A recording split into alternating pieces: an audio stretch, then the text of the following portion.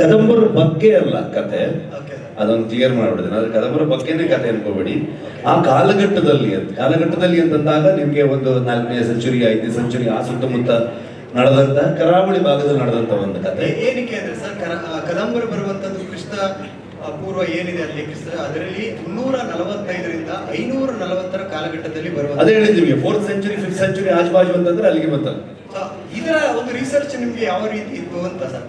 ಸುಮಾರು ಸೋರ್ಸ್ ಏನು? ಮಂಗಳೂರಲ್ಲಿ ಒಬ್ರು ರಿಟೈರ್ಡ್ ವೈಸ್ ಚಾನ್ಸಲರ್ ಅಲ್ವಾ, ಅವರು ವಿವೇಕ್ ರೈಗಳು ಅಂತ ಅನ್ಕೊಂಡು, ಚಿನ್ನಪ್ಪಗೌಡರು ಅಂತ ಅನ್ಕೊಂಡು, ಆಮೇಲೆ ನಮ್ಮ ವರಹರೂಪಂ ರೈಟರ್ ಆಗ್ಬೋದು, ಜೊತೆಗೆ ನಮಗೆ ಡಿಸ್ಕಷನ್ಗೆ ಶ್ಯಾಮ್ ಪ್ರಸಾದ್ ಅಂತ ಅನ್ಕೊಂಡಿದ್ರು, ಜೊತೆಗೆ ನಾನು ಅನಿ ಗುರು ನಾವುಗಳು ಸುಮಾರಷ್ಟು ಅಲ್ಲಿನ ಸಾಹಿತಿಗಳನ್ನು ಭೇಟಿಯಾಗುವಂಥದ್ದಾಗ್ಬೋದು, ರಿಸರ್ಚ್ಗೆ ಸುಮಾರಷ್ಟು ತಿಂಗಳುಗಟ್ಟಲೆ ರೈಟಿಂಗ್ ಮಾಡ್ತಾ ಅವ್ರ ಹತ್ರ ಎಲ್ಲ ವಿಚಾರಗಳನ್ನು ತಿಳಿತಾ ಹೋಗ್ತಾ ಇದ್ವಿ.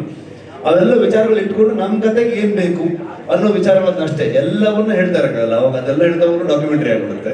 ಈ ಕತೆಗೆ ಏನ್ ತಗೊಳುತ್ತೆ, ಏನ್ ಬೇಕು, ಇಲ್ಲಿ ಏನೇನು ವಿಷಯಗಳನ್ನ ಹೇಳ್ಬೋದು ಅಷ್ಟನ್ನ ಹೇಳುವಂತ ಪ್ರಯತ್ನ ಮಾಡಿದೀವಿ. ನ್ಯೂಸ್ ಅಲರ್ಟ್, ನಿಮ್ಮಿಂದ ನಿಮಗಾಗಿ.